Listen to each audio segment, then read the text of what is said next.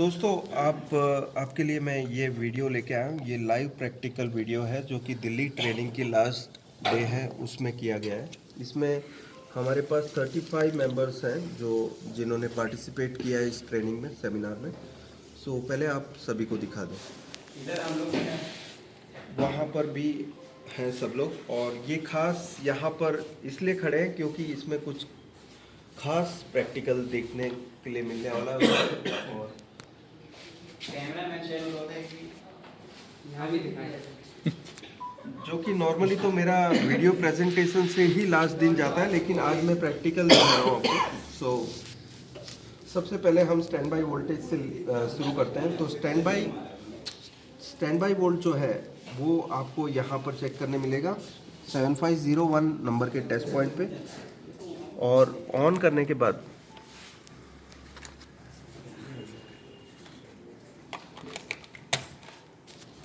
ठीक है, तो फर्स्ट हम इसे ऑन करने के बाद पहला जो वोल्टेज देखेंगे वो 5.2 वोल्ट यहाँ पर आप देख सकते हैं। उसके बाद फ्लैश पे आपको 3.3 वोल्ट देखने हैं, वो आप यहाँ देख सकते हैं। ठीक है, और 1.2 वोल्ट 1.1 वोल्ट आप यहाँ देख सकते हैं। तो ये सारे वोल्टेजेस बन रहे हैं, लेकिन एलईडी आप देख सकते हैं इसमें एलईडी लाइट नहीं जल रही है और टीवी स्टार्ट भी नहीं होता है। वायर लगा हुआ है, नहीं पर साइड में रख कर दी वो तो लगा खटा। 1.2 वोल्ट सब हमने देख लिया। अब पैनल सप्लाई देख लेते हैं। तो यहाँ पर देखेंगे आपकी पैनल सप्लाई नहीं बन रही है।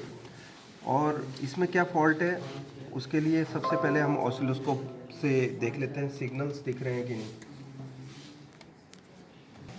सो इसके लिए हम कुछ रीडिंग ले लेते हैं। सबसे पहले मैं 50 नैनो सेकेंड में क्लॉक फ्रिक्वेंसी चेक कर रहा हूँ, जो कि क्रिस्टल के ऊपर। इसमें क्रिस्टल थोड़ा अलग टाइप का है, आप यहाँ देख सकते हैं। ये 24 मेगाहर्ट्ज़ का सिग्नल है एक्चुअली। हम इसके पल्स को लोअर करके दिखा देते हैं। ये 27 मेगाहर्ट्ज़ का क्रिस्टल है। ये दोनों तरफ पे 27 मेगाहर्ट्ज़ बता रहा है,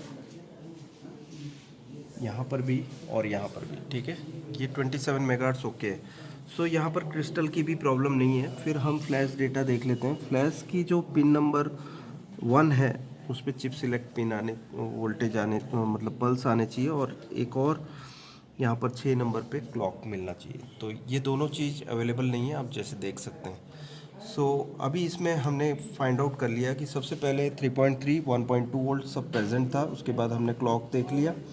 ठीक है, इसके बाद हम फाइनल डिसीजन पे आए कि यहाँ पर ये फ्लैश डेटा में प्रॉब्लम है। सो आइए अभी फ्लैश डेटा को हम रिप्लेस करके देख लेते हैं। इसमें आपको आईसी हमने यहाँ से निकाल ली है, ये फ्लैश आईसी है। और यहाँ पर आप देख सकते हैं ये डॉट है, यहाँ पर आपको ये प्लेस करना है। ठीक है, ये आपका डॉट जो है एरो की साइड रहेगा। ठीक है, ऐसे एरो की साइड।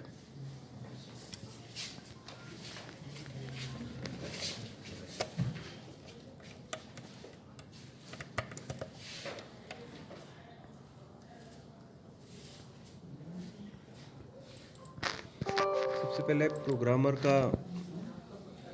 प्रोग्रामर का जो सॉफ्टवेयर है वो खोलना है।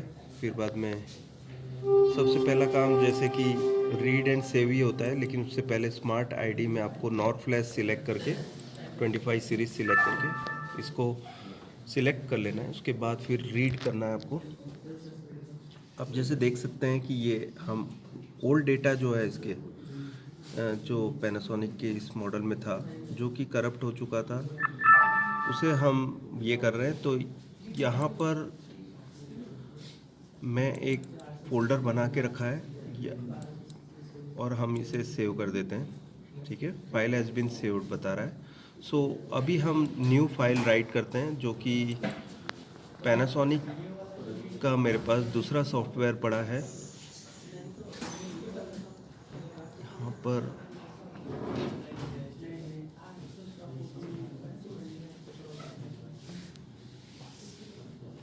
(32B60D) ये वाला जो है हमें सिलेक्ट करना है। उसके बाद ओपन करने से ये फाइल लोड हो गई है। अब राइट करना है। राइट करने के बाद ऑटो इरेज होगा टोटली। राइटिंग प्रोसेस का सबसे पहला स्टेप होता है ऑटो इरेजिंग, मतलब सारे डेटा इसके इरेज हो जाएंगे और नई तरीके से पूरा राइट होगा नया सॉफ्टवेयर। इसी वजह से हम बैकअप लेते हैं, जो आईसी के अंदर पुराने डेटा को हम बैकअप करके रख लेते हैं, ताकि अगर जो आपके पास सॉफ्टवेयर करप्ट हो और आप ये डाल दो, पुराने स्थिति में जाने के लिए आपको बैकअप फाइल की ज़रूरत पड़ती है। सो यहाँ पर ऑटो वेरीफाइंग हो रहा है, जो हमने ओपन किया था और अभी जो राइट हो चुका है दोनों वेरीफाई हो चुका है। यहाँ दिखा रहा है वेरिफिकेशन सक्सेसफुल, और इसका समय जो लगा इसमें 35 सेकंड में ये ऑलरेडी प्रोग्राम हो चुका है। ये ऑफलाइन प्रोग्रामिंग में फास्ट होता है, ठीक है। अब हम आईसी निकाल कर दोबारा इसको इंस्टॉल कर लेते हैं बोर्ड पर।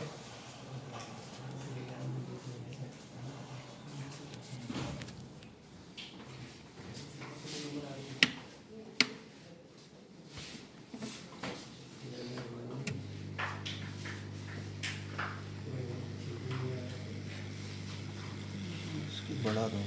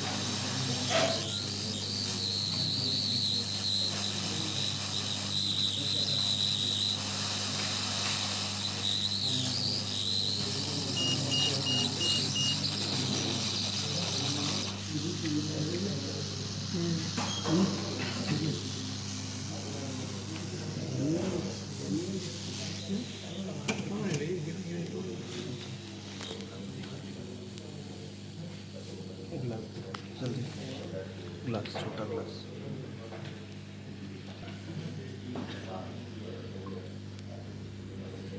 पहले हम वही वोल्टेज दिखा देंगे। स्टैंड बाई करना, स्टैंड बाई के लिए रिमोट रेडी है। हाँ, सो आप देख सकते हैं यहाँ पर पल्स आ चुके हैं। So that means TV on हो चुका है। यहाँ पर आप लाइट दिखा दें फटाफट। लेकिन क्योंकि हमने बैकलाइट कनेक्ट नहीं किया है, पैनल नहीं कनेक्ट किया है, तो ये प्रोटेक्शन में चले जाएगा अब जो कि प्रोटेक्शन में चला गया है। दोबारा इसको स्टार्ट करेंगे तो स्टार्ट भी हो जाएगा, ठीक है। तो हाँ, अभी ये प्रोटेक्शन में चला गया है। इसको हाँ, अब देख लीजिए ये फिर से स्टार्ट हो गया। सो ये प्रोजेक्ट हमारा सफलतापूर्वक पूरा हो गया है। सो इसका श्रेय जाता है हितेंद्र भाई को, जिनका ये पैनासोनिक का टीवी था, जिसकी वजह से हम आपके सामने प्रैक्टिकल दिखा पाए। सो आशा करता हूँ दोस्तों ये वीडियो आपको पसंद आया होगा। आगे आने वाले टाइम में इसी तरह से अच्छे अच्छे वीडियोस के साथ आता रहूँगा। और मेरी चैनल अब तक सब्सक्राइब ना किए हो तो सब्सक्राइब कर दें और बेल का आइकॉन भी दबाएं, ताकि मेरे लेटेस्ट वीडियो के नोटिफिकेशन आपके मोबाइल स्क्रीन पे देखने मिलेंगे और सबसे पहले आप मेरा वीडियो देख पाओगे। और आने वाले टाइम में मेरी कुछ ट्रेनिंग्स हैं जो कि अहमदाबाद में 18 अगस्त को है। 5 दिन की ट्रेनिंग वर्कशॉप पे होने वाली है। सो आप ये मिस करने की सोच भी नहीं सकते। सो आप वो ज़रूर अटेंड करें अपने नॉलेज को पूरी तरह से अपडेट करने के लिए। शुक्रिया दोस्तों, थैंक्स अ लॉट, बाय।